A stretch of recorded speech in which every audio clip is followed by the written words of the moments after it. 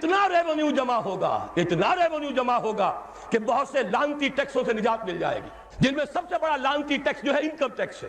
عام کاروباری آدمی یا تو ہمہ وقت کلرک رکھے، اکاؤنٹنٹ رکھے، اور پھر اسے بازار سے بھی نہیں ملتی رسید، وہ سامان لے کر آتا ہے، رسید نہیں دیتے، اب وہ جاتا ہے انکم ٹیکس افسر کے سامنے، بھیگی بلی بنا کھڑا ہوا ہے، جھوٹ بولے، جھوٹ حلفیہ بیان دے، رشوت دے، اکاؤنٹنٹس کو دے، انکم ٹیکس آفیسر کو دے، چھوٹ جائے گا، جان بچ جائے گی، اور اگر جھوٹ نہیں بولے گا اپنی بساط الٹ دے۔ لہذا تقریباً سب کے سب جھوٹے ہو گئے، جھوٹے حلف دیتے ہیں۔ جب جھوٹا حلف انسان نے دے دیا ایک معاملے میں تو یوں سمجھئے کہ کارک کھل گیا بوتل کا، اب تو جھوٹ ہی ہوگا، اسی کا راج ہوگا۔ یہ سب سے بڑا ملعون ٹیکس ہے کہ جس نے ہمارے ہاں صداقت کا، دیانت کا، امانت کا جنازہ نکال دیا۔ اور یہ سب کچھ کیوں؟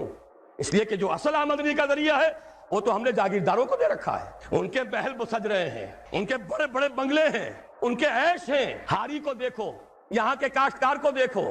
ایک صاحب نے ایک دفعہ کہا تھا، جو پہلے لاہور میں رہتے تھے، پھر کچھ عرصے جا کر ایک دیہات میں مقیم ہوئے، کہنے لگے خدا کی قسم میں دیکھ کر حیران رہ گیا ہوں، پنجاب کا دیہاتی کاشتکار خود نہیں نہاتا، ہفتوں اپنی بھینس کو ضرور نہلاتا ہے، لیکن خود نہانے کا کوئی تصور نہیں، وہ حیوان سے بدتر ہو کر زندگی گزار رہا ہے۔ یہی حال ہاریوں کا ہے۔ یہی آپ جا کر دیکھیے، وہ بیچارے بھیڑیں بکریاں پالنے والے بلوچستان کا عام بلوچ، اور عیش کن کے ہیں سرداروں کے، عیش کن کے ہیں جاگیرداروں کے، زمینداروں کے۔ یہ سارا نظام ختم کر کے، اور اس اجتہاد کی اصول پر یہ ساری زمینیں خراجی ہیں۔ اسی شہر لاہور کی بات کہہ رہا ہوں، ایک بہت بڑے مفتی صاحب، ان کے صاحبزادے نے مجھے بتایا کہ میرے والد صاحب کا قول یہ ہے کہ یہاں کی ساری زمینیں خراجی ہیں، عشری نہیں ہیں۔ لیکن جب انہی کے دارالعلوم میں ہمارے ایک ساتھی نے استفتاء لکھ کر بھیجا تو ان مفتی صاحب نے دستخط نہیں کیے، کسی اور چھوٹے مفتی سے، وہ جو مفتی صاحب ابھی سمجھئے کہ ابھی وہ ایکسرسائز ہی کر رہے ہیں، اپرینٹس ہیں، ان کے ہاتھ سے دستخط کروا کے بھجوا دیا، یہ تو عشری ہے۔ یہ حال ہمارے علماء کا ہو چکا ہے۔ کیوں ہو گیا ہے؟ یہ سارے ادارے کن سے چلتے ہیں؟ چندے کون دیتے ہیں؟ سرپرستی کون فرماتا ہے؟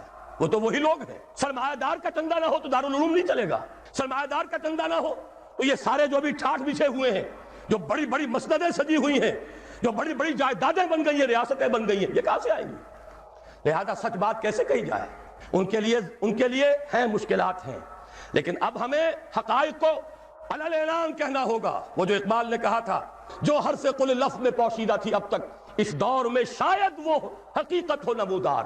اور میں ابتدا میں کہہ چکا ہوں علامہ اقبال کی بات، میں ان کا ادنا طالب علم ہوں، ویسے میں انہیں کوئی معصوم نہیں سمجھتا، ان کی عملی زندگی ہمارے لیے مثالی نہیں ہے، قابل تقلید نہیں ہے، ان کا فکر ہے جو بہت بلند ہے۔